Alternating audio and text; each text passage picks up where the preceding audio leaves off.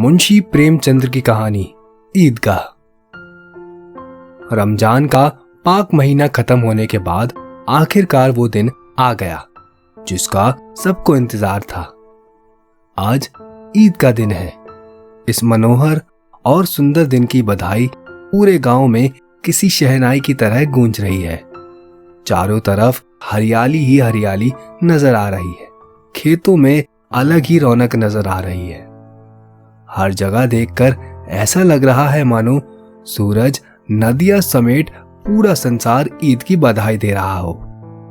गांव के बड़े बूढ़े और बच्चे ईदगाह के मेले में जाने की तैयारियां करने में जुटे हैं।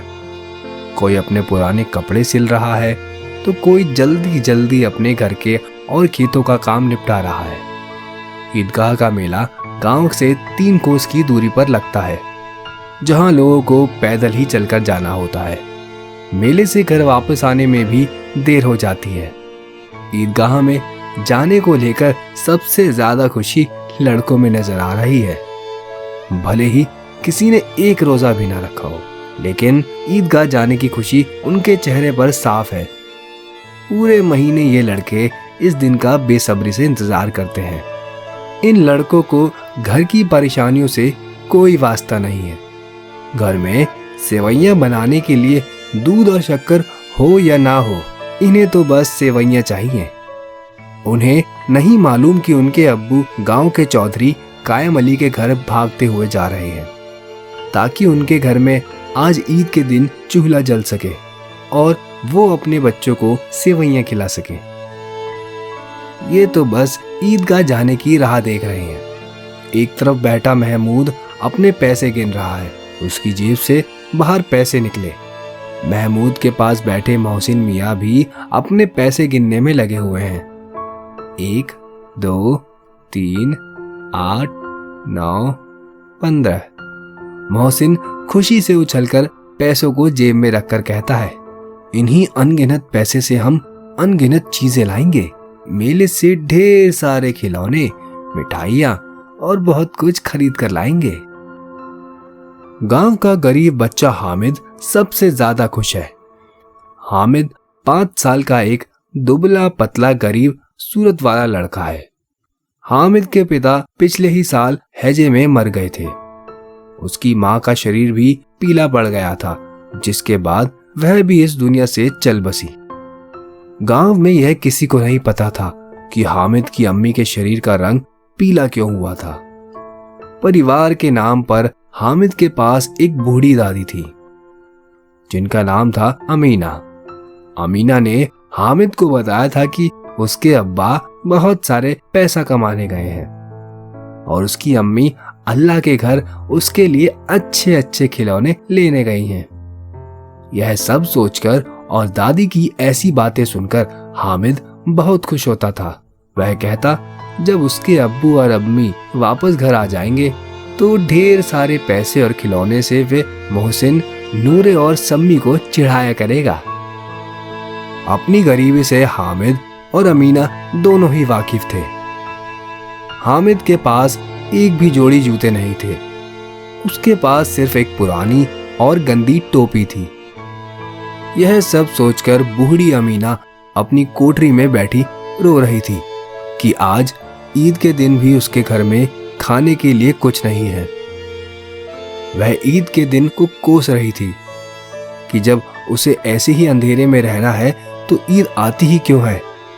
तभी कोठरी में हामिद आता है और दादी से कहता है, तुम डरो मत, मैं मेले से सबसे पहले आ जाऊंगा। बूढ़ी अमीना परेशान थी कि गांव के सभी बच्चे अपने खालिद के साथ मेले जा रहे हैं। वह हामिद को अकेले गांव से इतना दूर कैसे भेजे। कहीं वो मेले की भीड़ में खो गया तो वह क्या करेगी। उसके पास जूते भी नहीं है, 3 कोस कैसे चलेगा, पैरों में छाले पड़ जाएंगे। उसी दिन अमीना ने गांव के फहीमन के कपड़े सिले थे।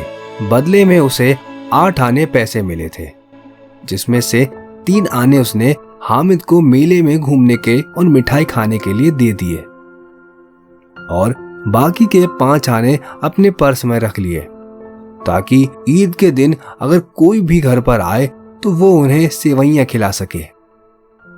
कुछ ही देर बाद गांव का एक दल सज धज कर मेले की तरफ निकल पड़ा। मेले के रास्ते में जाते हुए बड़ी बड़ी इमारतें, बगीचे, कॉलेज, क्लब सब दिखने लगे। बच्चों के बीच फुसफुस होने लगी कि क्लब में तरह तरह के खेल होते हैं। यहाँ बड़े बड़े आदमी और मैडम बैट से खेलती हैं।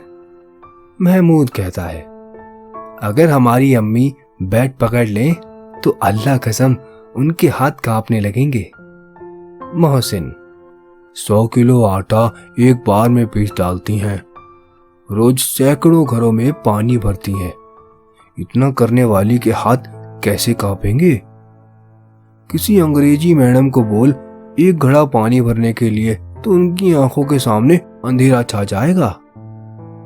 महमूद, लेकिन हमारी अम्मी दौड़ या उछल कूद तो नहीं कर सकती ना?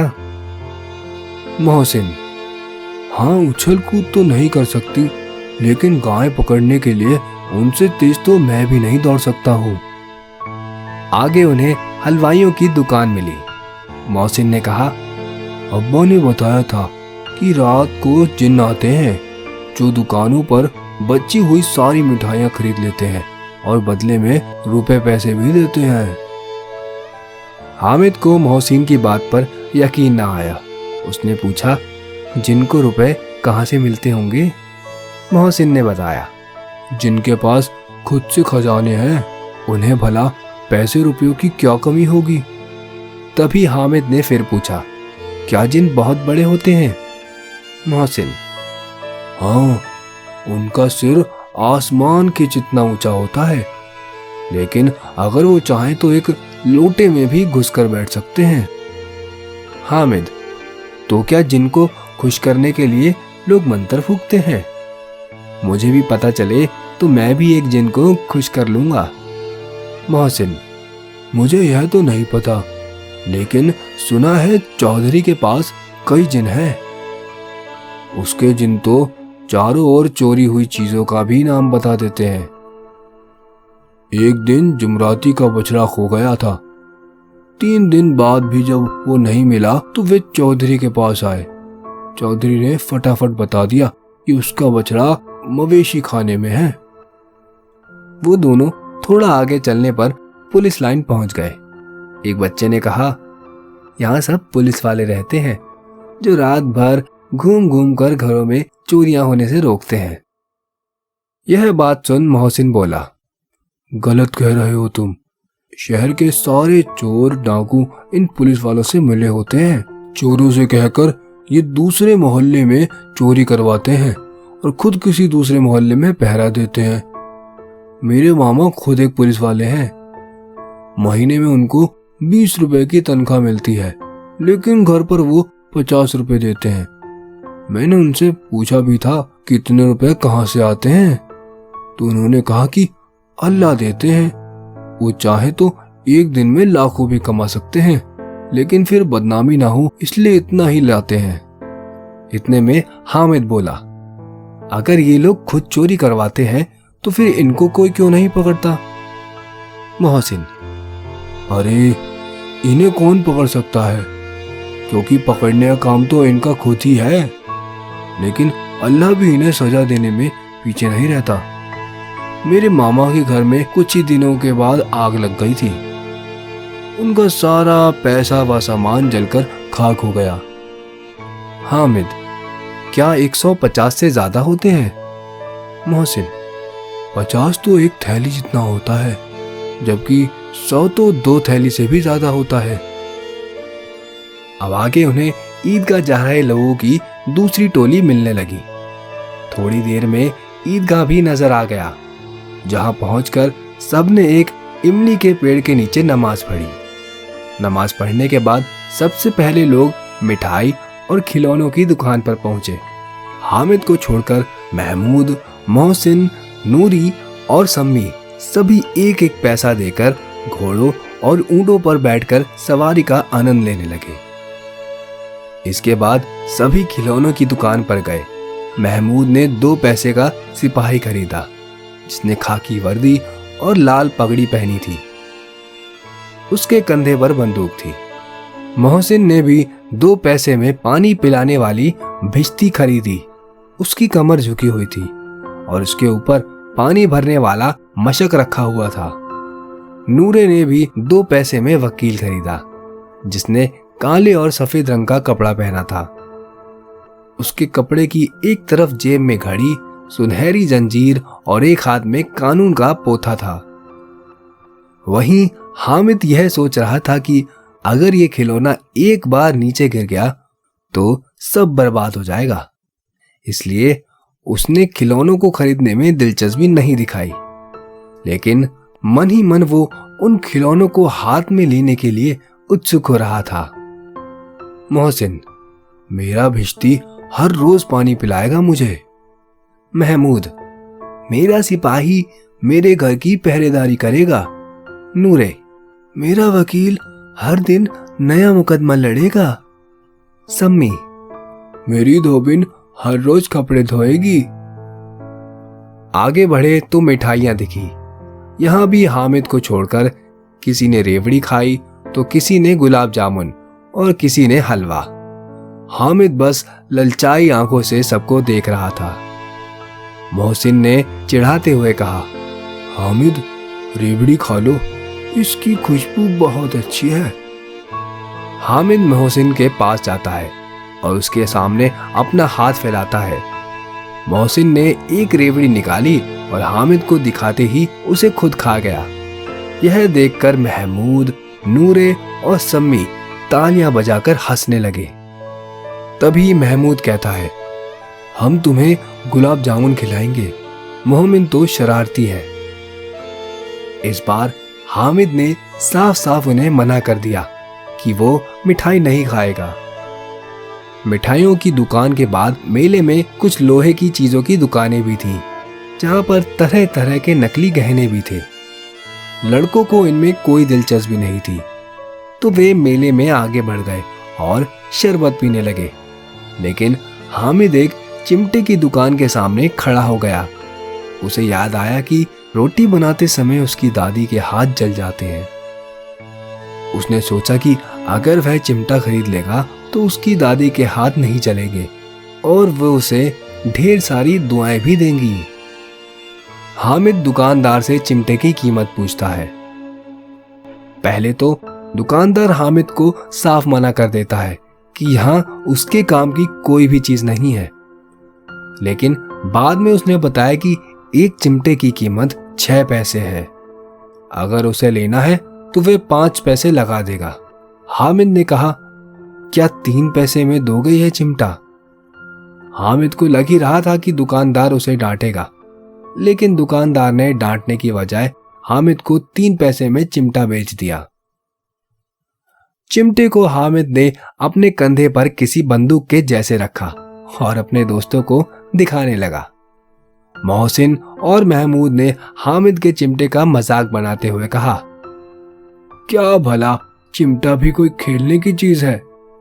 हामिद ने जवाब दिया, हाँ, मेरा चिमटा भी एक खिलौना है। कंधे पर रख लूं तो यह बंदूक लगती है और हाथ में ले लूं तो यह किसी फकीर का चिमटा लगता है। मैं इस चिमटे से मजीरे का काम भी कर सकता हूं। अगर मेरा यह चिमटा तुम्हारे एक भी खिलौने को लगा, तुम्हारे खिलौने का दम निकल जाएगा। सम्मी ने बजाने वाली खजरी खरीदी थी। वह हामिद के चिमटे से काफी प्रभावित हुआ। उसने हामिद से अपनी अंजलि के बदले चिमटा बदलने के लिए कहा, लेकिन हामिद ने उसे मना कर दिया। हामिद के बहादुर चिमटे से उसके सभी दोस्त प्रभावित हुए, लेकिन अब किसी के पास पैसे नहीं बचे थे। वे मेले से दूर भी निकल आए थे। मेले से वापस घर आते समय बच्चों के 2 दल बन गए थे। एक दल में मोहसिन, महमूद, सम्मी और नूरे, तो दूसरे दल में अकेला हामिद। इनके बीच अपने अपने खिलौनों को लेकर बहस होने लगी। तभी मोहसिन ने कहा, हामिद को चिमटा पानी नहीं भर सकता है। यह सुनते ही हामिद ने अपने चिमटे को सीधा खड़ा कर दिया और कहा, मेरा चिमटा भिश्ती को एक बार डांटे तो वह दौड़ता हुआ उसके लिए पानी ला कर देगा। ऐसे जब एक एक करके सबके खिलौने हामिद के चिमटे से हार गए तो मोहसिन ने फिर से कहा, तुम्हारे चिमटे का मुंह तो रोज आग से जलेगा। इस बात को सुनते ही हामिद ने कहा, आग में तो बहादुर ही कूदते हैं। तुम लोगों के खिलौने पूरे दिन घर में ही रहेंगे और मेरा बहादुर चिमटा हर दिन आग से खेलेगा। ऐसे ही उनकी बहस थोड़ी और भी आगे बढ़ी, लेकिन अंत में हामिद और उसका बहादुर चिमटा जीत गया। बाकियों ने भी सोचा कि उनके खिलौने कुछ दिन में टूट जाएंगे, लेकिन हामिद का चिमटा सालों साल नया बना रहेगा। कुछ देर तक चली उनकी आपसी बहस के बाद आखिर सभी के बीच सुलह हो गई। सुलह के नाम पर सभी बच्चे एक एक करके हामिद का चिमटा अपने हाथों में पकड़ते और हामिद भी एक एक करके अपने खिलौने को दिखाता। हामिद ने सारे खिलौने देखने के बाद कहा, मैं तुम लोगों को बस चिढ़ा रहा था। भला कोई चिमटा कैसे किसी खिलौने की बराबरी कर सकता है। यह खिलौने बड़े सुंदर हैं। ऐसा लगता है कि अभी के अभी ये सारे बात करने लगेंगे। हामिद की बात सुनकर मोहसिन ने कहा, लेकिन ये खिलौने देखने के बाद कोई हमें दुआ थोड़ी देगा।